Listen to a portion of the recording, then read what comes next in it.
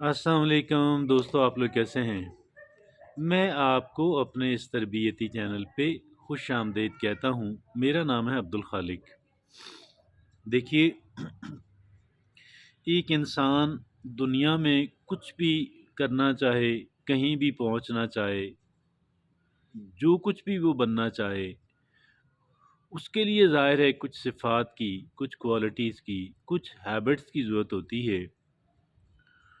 और जो क्वालिटीज़ दरकार होती हैं, उनमें अहम तरीन जो चीज़ है, वो है एक इंसान का सेल्फ़ डिसिप्लिन। सेल्फ़ डिसिप्लिन, अपने आप को कंट्रोल करना, यानी उन चीज़ों से रुक जाना कि जो उसके लिए अच्छी नहीं है, और उन चीज़ों को करना, चाहे वो मुश्किल ही क्यों ना हो, लेकिन अगर उसके लिए मुफ़ीद हैं, तो उसे करनी चाहिए।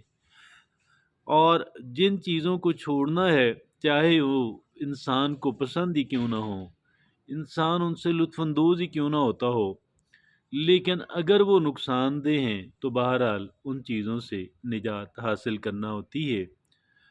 और ये चीज़ कहलवाती है एक इंसान का सेल्फ़ डिसिप्लिन।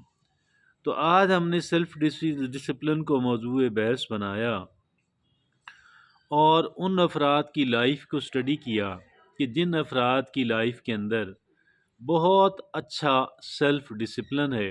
तो हमने ये पाया कि उनके अंदर 7 ऐसे काम हैं, 7 ऐसी आदत हैं, हैबिट्स हैं, जिनको वो लोग प्रैक्टिस कर रहे हैं। वो 7 कौन-सी हैं? जो भी उन्हें प्रैक्टिस करेगा, ज़ाहिर है फिर वो सेल्फ़ डिसिप्लिन्ड इंसान बन पाएगा। वो 7 कौन-सी हैं? आइए देखते हैं।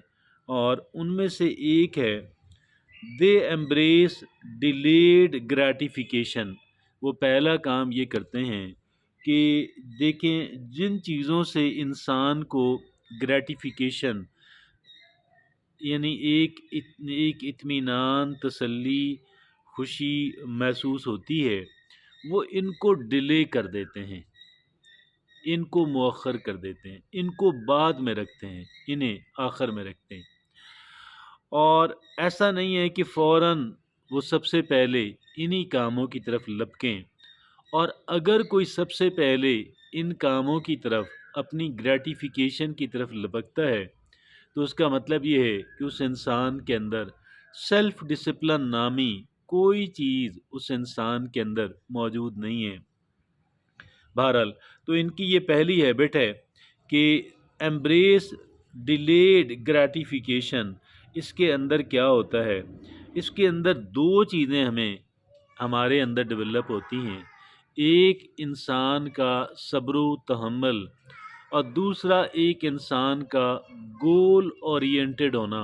यानी एक इंसान का हर काम के अंदर मजमूई तौर पे अपने शब रोज़ के अंदर अपने मकासद के लिए काम करना। तो ये पहली काम है, एम्ब्रेस डिलीट ग्रैटिफिकेशन, कि जिसका फ़ायदा मैंने आपके सामने अर्ज़ किया। दूसरा है, narrow down their choices. Narrow down their choices, speaking of alternatives, narrowing down one's possibilities is another characteristic of highly disciplined people, they cheerfully give up। बात यह है, देखें, आपके सामने बहुत सारे काम करने को हैं, हर एक काम आप नहीं कर सकते, हर एक काम आप नहीं कर सकते। आपके सामने बेशुमार चॉइसेस होती हैं, आप हर एक नहीं कर सकते। लेकिन जो कुछ आप कर सकते हैं, what ever you can do, उसमें से आपने नैरो डाउन करना है। यानी बहुत सारी चीज़ें कि जो कम अहमियत की हामिल हैं, उन्हें आपने उड़ा देना है। दे नैरो डाउन देयर इंटरेस्ट। वो अपने क्लियरली जानते हैं कि क्या चीज़ उनके लिए किस कदर अहमियत की हामिल है, ताकि वो उसे इख्तियार कर सकें। और तीसरी जो उनकी हैबिट है, they get the hardest task done first. वो दिन भर में जितने काम उन्होंने करने होते हैं, उनमें जो हार्डेस्ट काम है, जो मुश्किल तरीन काम है, वो इसे सबसे पहले करते हैं, उसे आखिर में नहीं रखते। सबसे पहले एक इंसान की एनर्जीज का लेवल बहुत अच्छा होता है। اس لیے ایک انسان کو doing doing more difficult things first is crucial while you know تو یہ بہت اہمیت کا حامل ہے کہ جو مشکل ترین چیزیں ہیں انہیں انسان پہلے پہلے کر لے۔ اور اگلی جو بات ہے، چوتھی جو ہے وہ ہے کہ دے look at the bigger picture, وہ بڑی پکچر جو ہے، یعنی ایسا نہیں ہوتا کہ وہ کوئی بھی ایسی ناخوشگوار بات ہو گئی ہے تو وہ اسے بگر پکچر پر پھیلا کر کے دیکھتے ہیں۔